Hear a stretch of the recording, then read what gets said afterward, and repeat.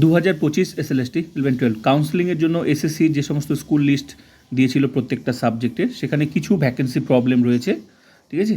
তো তার মধ্যে কিছু কিছু সমস্যা সমাধান হচ্ছে, এসএসসি লিস্ট কিন্তু দিচ্ছে আস্তে আস্তে। আজকেও একটা লিস্ট দিয়েছে, সেটা হচ্ছে কমার্সের, ঠিক আছে। তো কমার্সের 3টে স্কুল, আর তোমার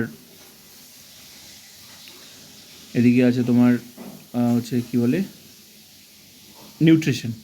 নিউট্রিশন টোটাল হচ্ছে 4টা স্কুল, ঠিক আছে। তো এগুলো ভ্যাকেন্সি প্রবলেম ছিল, এগুলো ঠিক করেছে।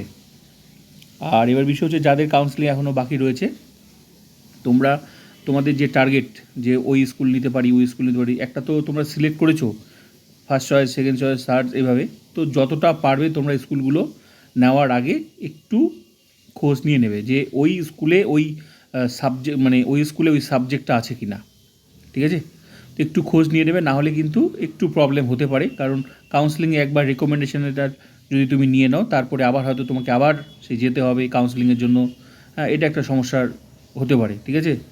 তাই তোমার ভাগ্যে যাতে সেই সমস্ত স্কুল না পড়ে, তার জন্য যতটা পারবে নিজের হাতে যতটা করা যায় একটু খোঁজটা নিয়ে নেবে, ঠিক আছে। কারণ 2016 তো সেম প্রবলেম হয়েছিল এরকম।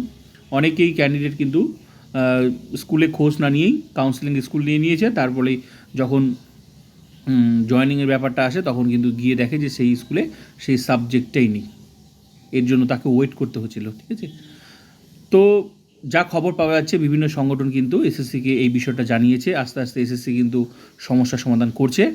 তাই আমার মনে হয় না খুব একটা বেশি সমস্যা হবে, ঠিক আছে। তো যত তাড়াতাড়ি পারছে এসএসসি কিন্তু ভ্যাকেন্সিগুলো ঠিকঠাক করছে, তবুও নিজেদের হাতে যতটা থাকে, ঠিক আছে, খোঁজ নিয়ে তবেই তোমার টার্গেট রাখবে যে ওই স্কুলটা নেব। সেটা তুমি বিভিন্নভাবে জানতে পারো, গুগলে সার্চ করে স্কুল ঠিকানা সব দেওয়াই আছে, ঠিক আছে। স্কুলের ফোন নাম্বারও দেওয়া থাকে, বা বন্ধুবান্ধব তো আছেই, সেভাবেও তোমরা খোঁজ নিয়ে নিতে পারো যে এই স্কুলগুলোতে কি, এই স্কুলে কি এই সাবজেক্টটা আছে, ঠিক আছে। এইভাবেই। তো এটাই ছিল আপডেট।